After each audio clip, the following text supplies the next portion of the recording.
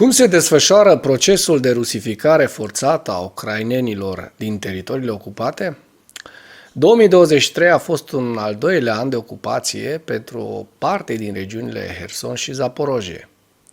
Autoritățile de ocupație rusești continuă să efectueze pașaportul forțat al populației locale. Cu toate acestea, nu sunt mulțumiți de ritmul acestei operațiuni speciale.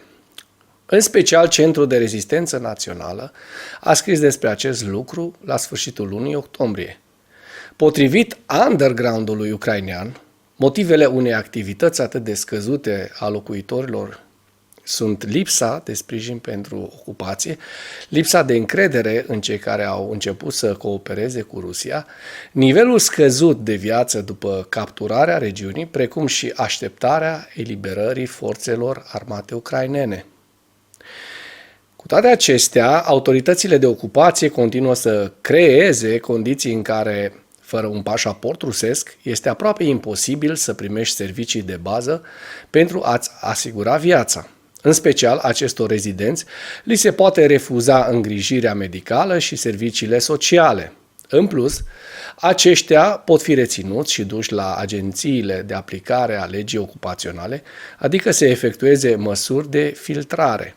De asemenea, este dificil să găsești un loc de muncă și să conduci o afacere fără un pașaport rusesc. Autoritățile de ocupație intenționează să finalizeze procedura de pașaport până la 1 ianuarie 2024 și în prezent fac presiune asupra oamenilor în toate modurile posibile, a declarat primarul Melitopolului, Ivan Fedorov, într-un telefon din decembrie. Potrivit acestuia, în viitor, ocupanții pot organiza deportări publice din casele locuitorilor din localitate. Oficialul a mai amintit că cei pe care autoritățile de ocupație îi consideră străini trebuie să plătească o treime din venituri ca impozite către autoritățile ruse. Ăștia sunt muscalii, fraților. Celor care n-au avut bunici să le povestească cum se desfășoară ocupația rusească, o să le spun eu. Sunt mulți oameni în teritoriile ocupate care își iubesc cu adevărat patria, Ucraina, vorbesc ucraineană, gândesc în ucraineană, citesc sau urmăresc știri ucrainene.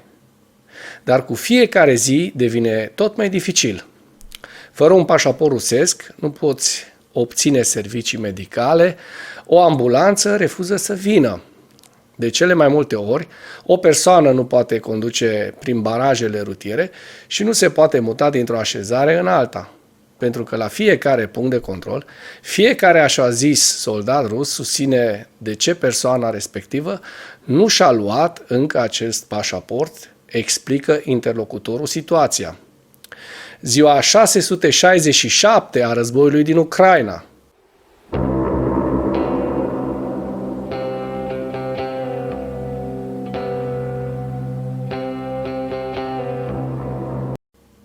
În dimineața zilei de 22 decembrie, pierderile totale în lupta ale Rusiei, de la începutul ofensive pe scară largă asupra Ucrainei din 24 februarie 2022, se ridică la aproximativ 351.300 de militari.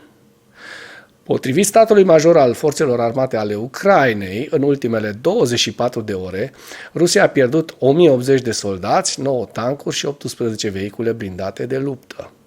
Dacă până în acest moment ai găsit informații utile în material, contribuie cu un like și cu o distribuire a acestui videoclip pentru a ajunge la cât mai multă lume.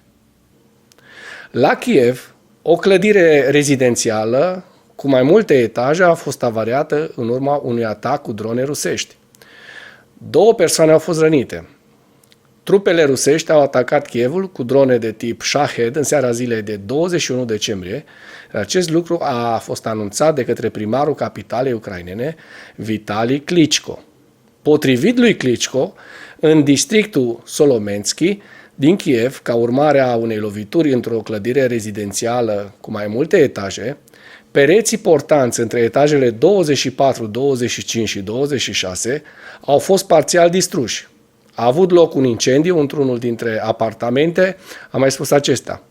Administrația președintelui american Joe Biden a început negocieri urgente cu aliații cu privire la utilizarea bunurilor rusești înghețate pentru a ajuta Ucraina, relatează The New York Times, citând oficiali europeni și americani.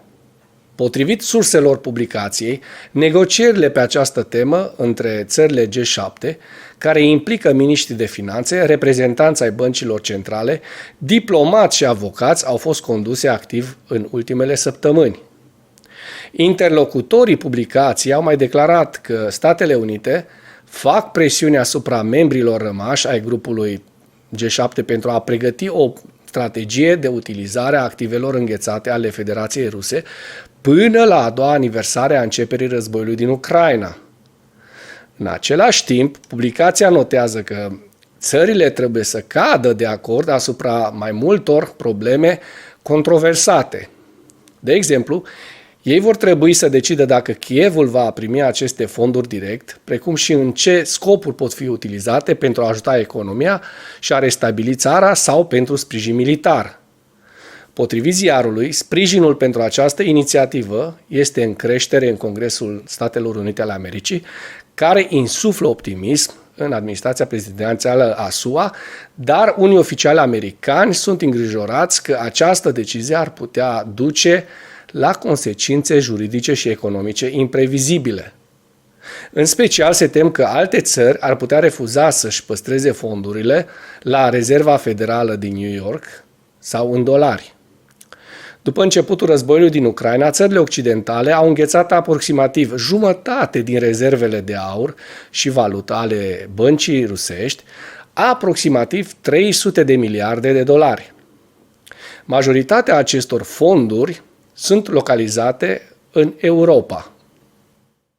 În ceea ce urmează, vă prezint un slide cu evoluția de ieri a celor mai importante fronturi din Ucraina. Hărțile sunt creația Institutului pentru Studiul Războiului. Pentru mai multe informații, accesați linkurile din comentarii.